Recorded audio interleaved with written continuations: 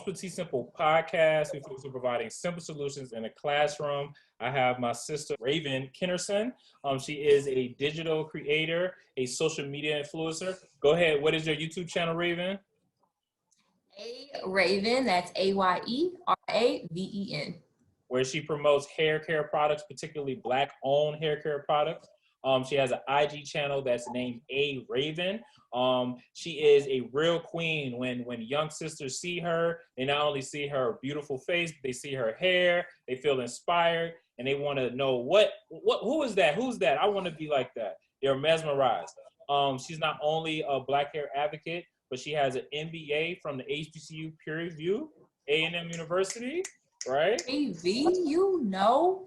And she also has 2 degrees in art as well. So she is very educated. She graduated with a 3.8 GPA. So that means that she worked hard. And a lot of people get a lot of flack. Why'd you go to school? You got a degree. Whatever. That means you finished something, and you not only finished something, but you finished with A's and probably less B's. So yeah, probably less. Yes. awesome. Accurate. Awesome. She also has experience of working with kids. She helped build curriculums to help scholars matriculate. We have to understand that it's really easy to get kids out of high school, right? But what do they do after? Do we provide them with a post-secondary opportunity? Is it a trade? Is it college? Sometimes it's not always college. But what are the skills? What are the deliverables you need to make sure that you are preparing yourself to be a professional? On her IG, she's very passionate about hair care products such as TGIN, Melanin, Patterns by Tracy Ellis Ross, Auntie Jackie's Cream.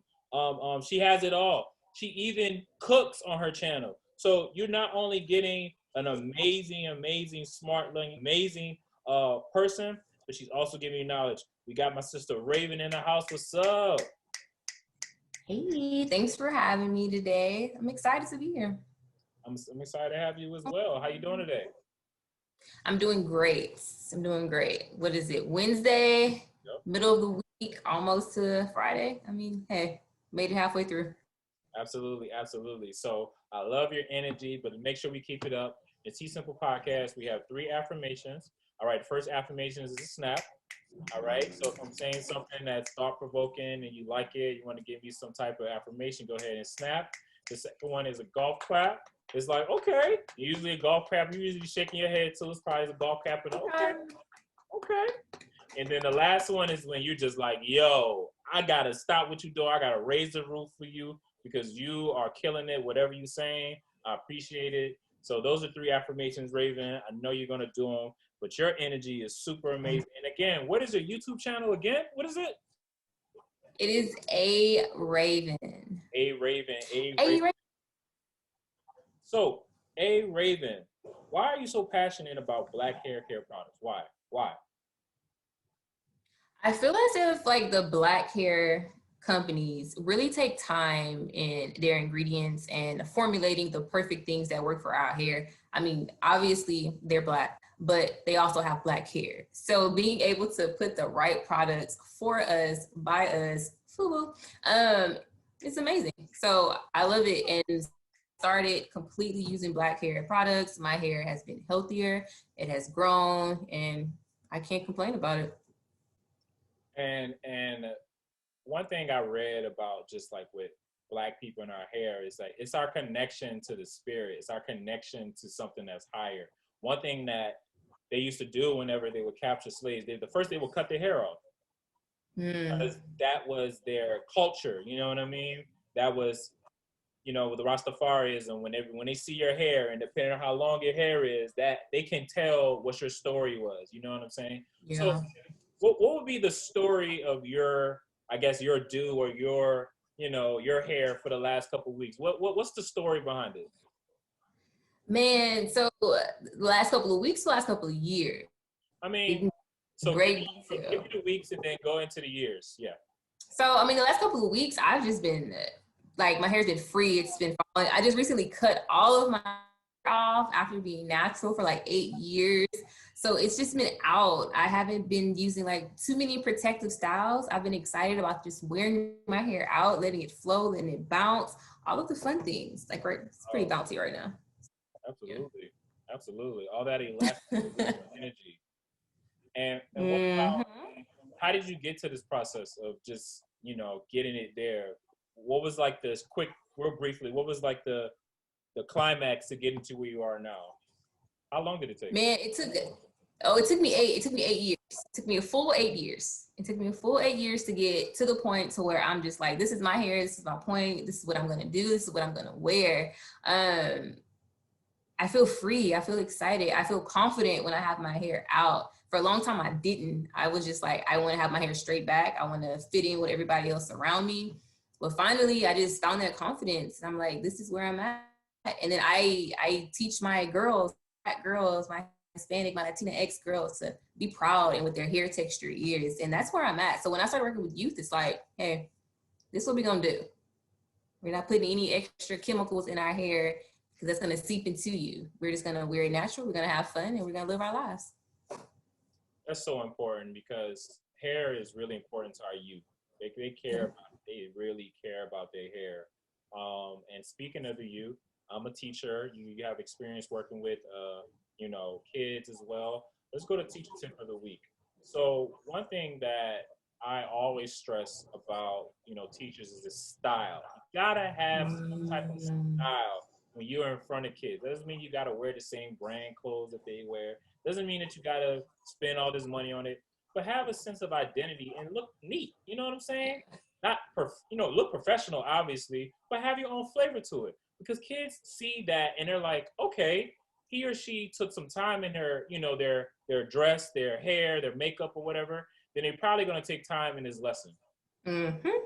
What advice would you give to just teachers who maybe are struggling with connecting with their kids culturally? So, for example, I have a lot of teachers who have good intentions when they come into Detroit and they want to teach our babies because they feel that it's needed, and it is needed. Yeah. But a year or 2 months out, they out that classroom, Yeah, yeah. So, And I think it's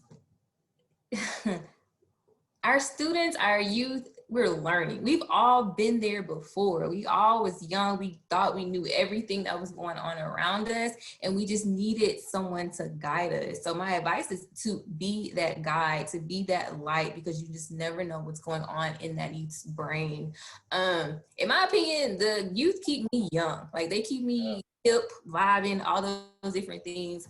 I want to be presentable because I want to be that person that they want to be when they grow up. So at the end of the day, we all were there before. We all had a little, fight back. I know personally for me, I had a mouth on me and I would go back and forth with the teachers. But the ones that got me together, per se, those are the ones that I respect because we've all been in those shoes. We all had to go through some type of journey to become adults. So we have to give them their grace, per se. I'm about to make you give them their grace now. Who are some of those teachers that you remember? Go ahead, give me some names. What's a teacher name?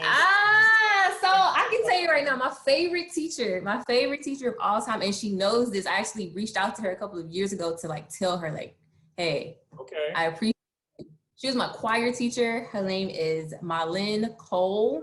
And she was one of those teachers that just she would joke around, she would have fun, but as soon as we stepped out of line, she would get us right back in line. And it wasn't disrespectful ever. It was like, let me tell you what you're doing wrong. This is how you can fix it. And this is how we're going to get here together. So Miss Cole was definitely one. And that's the one I hold deepest to my heart. I can tell you that I have principals. I'm like, okay, yeah, they were pretty cool. But Miss Cole, my Lynn, she's my Facebook friend and everything at this point now. So that's the one right there. That's who I aspire to all of the students I come across. Wow. I love it. So we kind of like cousins because we kind of from around the same spot. You from Port Arthur, Texas, and I'm from, New Orleans, Louisiana. That's probably a 5-hour, 7-hour difference. So we from the south. It's a little drive, not too far. Drive, it's a little, yeah. In New Orleans, we like to speed it up a little bit with our bounce, but then over there, y'all like to slow it down, a little bit. The chopped and screwed. And it's funny though, because growing up in New Orleans, we will always play chopped and screwed. But we only do it at night though. We only do it at night. So I would actually hear Mike Jones and Paul Wall and just those influencers. So Oh my God. I know there's so many other people that I can think of, but actually no, what they would do is that they'll take a New Orleans song and they'll chop and screw it. That's what they would do. They And would take every song and chop and screw it. It no matter what. I love it. But one thing I would say about growing up in the South is that, you know, the racism is like, it's there, you know? Yeah. And colorism is also there. And growing up as someone who was light complected, I used to always get bullied a lot. I used to get bullied because my mother was also very light skinned. She had blonde hair. And I used to go to like an inner city school. So my mother worked for the school board. So when you work for the school board, your child can go pretty much any school in the district. But I lived in the suburbs in New Orleans. So I grew up in Jefferson Parish, but my mother put me in New Orleans parish schools. So I not only was a kid from the suburbs, but everybody else knew I was a kid from the suburbs. So they you know, they'll pick on me, they'll fight. I didn't have a lot of friends. I was that late bloomer. I was that kid, you know.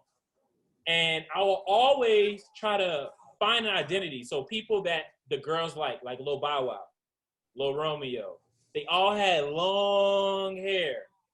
Papa, Lil Wayne, all had long hair. And I just always wanted this long hair. And my mom was like, no, that's unprofessional. No, you can't do that. You gotta get clean cut, you know?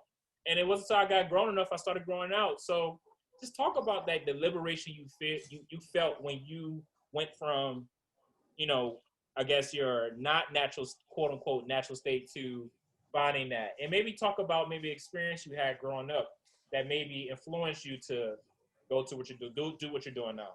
Definitely. So growing up, like we only had one high school. So everybody knew everybody. You know, we knew freshmen all the way up to seniors. My entire family has about, when I look at them, their texture of hair it's not even close to mine. It's super long. It is curly, but it's not this type of curly if you get my gist, you know? It's more so, if you're watching this and you're natural, it's more so a 2A, 2B, 3A type of hair texture. So growing up, I always wanted this very long hair, similar to like an Ariana Grande, a Mariah Carey, to put into, you know, reality. I always wanted that. So growing up, my hair was permed. I kept a perm. My hair was straight. It was long. And that was who I was. And I actually remember mentioning one time to my mom, like, I think I'm gonna go natural. And she was like, no, you're not. Never seen my hair natural till about 2014, 2013, one of those years. I think it was 2014. I cut my hair off. And I was like, we're gonna start over. My mom was like, you look a mess. And I didn't cut my hair on purpose. It was reasons behind it. But I cut it off, and her way telling me, no, this doesn't look right, I felt very insecure. So for the first 2 years, I wore sew-ins. I wore my hair back and straight. And I never felt comfortable like this, like having my hair out. I wanted it back. I wanted to fit in with everybody that was around me, because by that time, once I graduated college, I worked around all white people. Everybody was white around me. And I didn't want to stand out. Here I am, 7.5, 8 years later. I don't care if I stand out. I want to stand out. I want everyone around me to stand out and to feel comfortable. Like I said in the beginning, you will rarely see me without these curls. I love it. But it took me a long time to get here. And if you're watching this and you come from a family like mine who has a very fine curl, and you might be your father and your mother might not be the same, cut your hair and leave your texture, because you may have never seen it. I never seen my natural hair until I was almost 23, 24 years old. So hey, here we are. So what advice would you give to mothers who have daughters or sons that maybe want to go natural? I guess from your best advice, because since you know because you support hair care products, right? Yeah. If they go natural, they're supporting these products as well. So what advice, or what advice would you give? So the same for ones that are deciding to go natural and their parents, is to be patient, because it's going to take time to figure out what actually is going on, exactly what products you need to use. And and be confident. Stop worrying about what everyone else around you is thinking. They don't matter. As long as you're confident, you're comfortable, you're walking out as your best self, that's all that matters. And parents, just give them time. Just let them live their lives. You've done your job. I promise you done your job. You done it. Just let them go. Did your infatuation for Afrocentricity, or your self-determination to express yourself, did that fuel your passion in school? Because you have 3 degrees. You got 2 art degrees. You got an MBA. No, I have two. Yeah, you got 2 degrees. You have an MBA. I have an MBA and 1 bachelor's. Excuse me. Okay, right. So did that fuel your? So, for example, for me, whenever I was in school, I always felt that I had to fit the mold, right? So I would dress like, the professional, normal look. When I would get jobs in college fairs, I will have a suit. I will make sure everything's cut off. You know what I'm saying? So I can look good for that first job because I worked so hard to get that GPA. That's no longer the case anymore. So was it for you? Was the same thing for you? No. So all through college, I still had sew-ins and I still had straight hair. And when I was going in for my first couple of jobs, it was straight back in this bun or in this high ponytail, high bun type of situation. It wasn't until I started working with youth that I realized I needed to be confident in my own self. All through high school, all through college, I was trying to fit into the norm of being this, whatever America wanted me to be at that time. It wasn't until I started working with students to where I was like, this isn't it. Be your authentic self at all times. And they helped me bring that out. And now I'm confident. They don't even know it. So if they're watching this, hey, y'all did it. But it was them that brought this side out of me. Wow. I love that. I love that. Right, because you have to set the example, right? They're looking up to you. And if you're a hypocrite, you're not really a leader. You know what I mean? Exactly. So what was your experience working with kids? Was it a nonprofit? Were you a teacher? What was the name of the organization? What did you do? And did you love it? I want you to be in the classroom, like, did you like them enough to be in the classroom? Like, did you think about it? What's up? What happened? Yeah, so I don't like it enough to be in the class. But I started working with youth. I lived overseas for a couple of years and I worked with military youth. And just to back it up a little bit, my goal in life was to become a financial advisor. That was my goal. I moved overseas. I needed a job. I started working with youth. It was fun. It was exciting. And then I realized that I was putting more into it than I actually thought because of what I was getting back. But I currently, now, I work for a nonprofit. I work for Genesis Works, and we work with students from underserved communities who may not have the resources and the opportunity to get to college or work in corporate America, get corporate internships, go to college, graduate, all of those different things. And there's nothing in this world that I would prefer to do other than work with these students. And it's not necessarily these students, it's all students. Growing up where I grew up, we did not have that program or those resources. Anybody that's from Port Arthur, they know we had to work from the ground up to get up out of Port Arthur. So being able to come in and work with students that come from places like me and give the confidence and the resources and the tips and the advice and the coaching and the comments that are needed, because like I said, we've all been teenagers before, has been amazing. So I've been able to watch these high school students turn into freshmen in college, make it all the way through graduation and get these full-time jobs.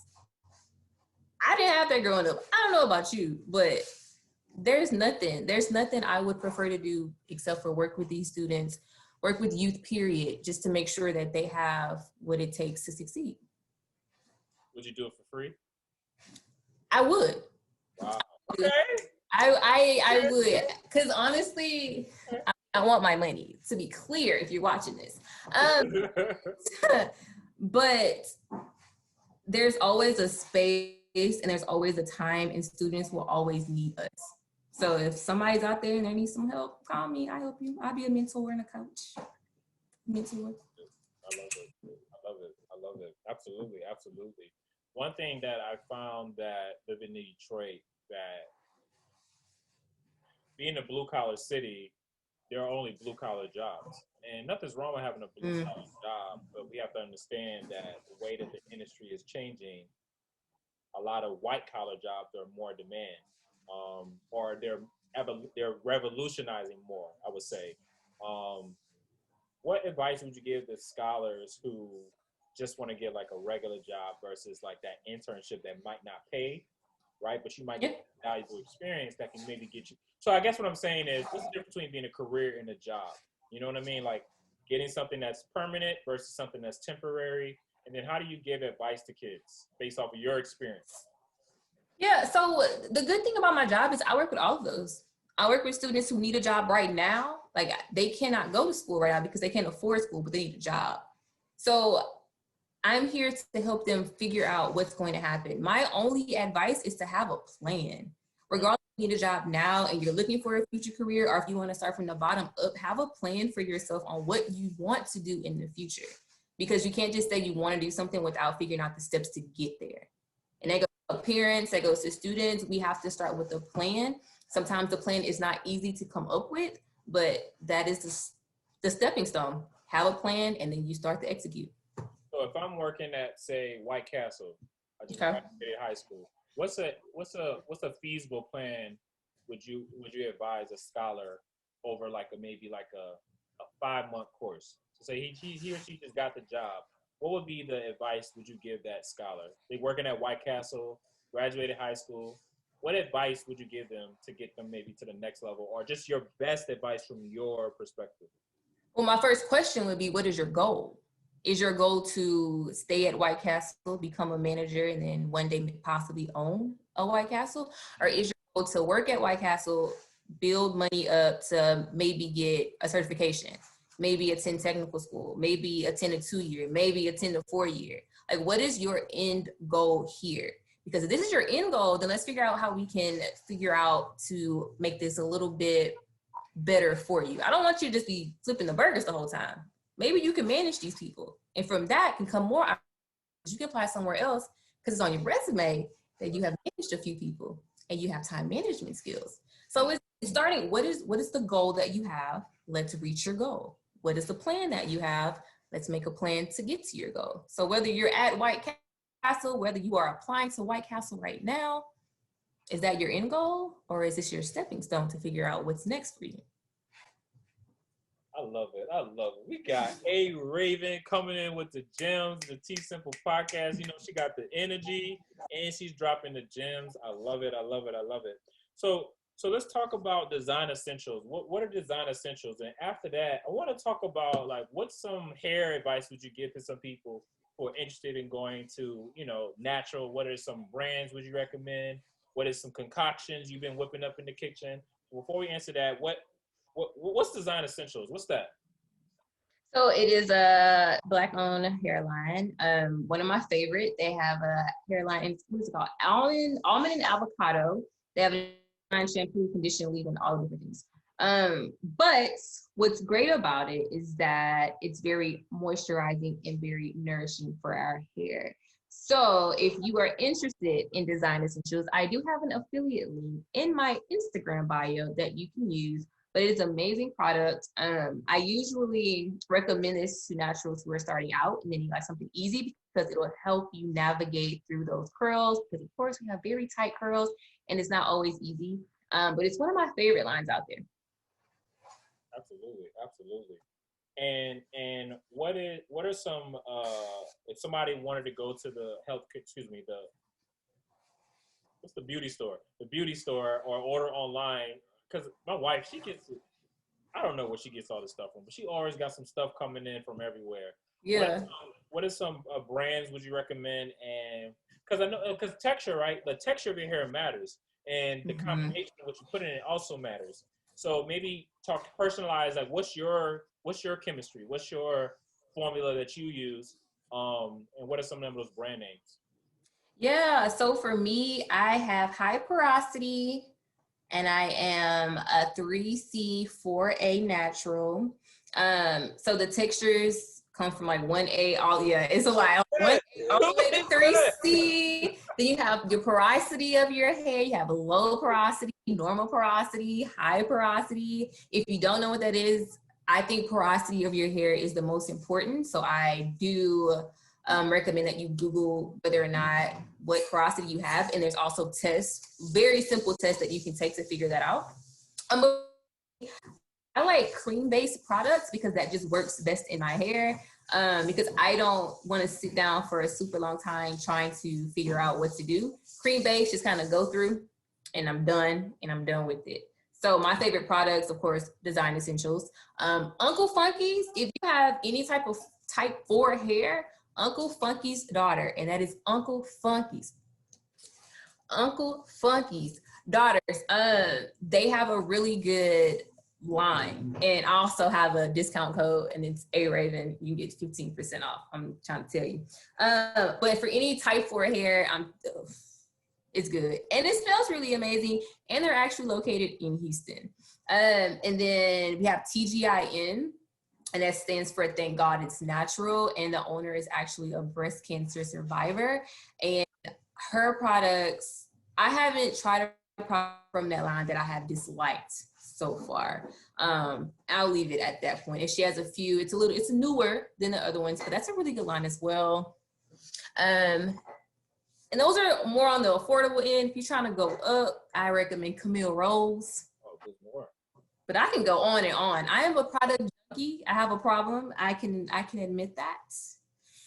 But how many bottles you have in the that's not important. That's not important. I have a bookcase, a literal bookcase full of products. And what's crazy is I use all of them. Use them all. Like, I wash my hair once a week. Oh, so to answer the second part of that question, well, the third part, take care of your hair. It's going to take time. It's a lot of patience. Wash your hair weekly. Deep condition weekly. And you'll see a change. Be patient, especially if you're new to it, because it takes a lot. But, hey, maybe you'll grow your hair out and then cut it all off like I did, and start over. So as you can see, she's really photogenic. She's moving around. She got the hand motion because she has. I talk with my hands, yeah. This dope YouTube channel named A-Raven. A-Raven, talk more about your YouTube channel. You got like 10,000 followers on Instagram. You got the little bitty circle thing over your picture. You're killing it in Clubhouse. Talk about the experience of being up and coming social media influencer. Like, what has the experience been? Like, you're definitely doing it. So just keep doing it. Thank you so much. So what's crazy is I did not decide to go into influencing until the end of 2019. I was like, I think I can do this. People had said it before, and I was like, I'm not into it. I don't know what to do.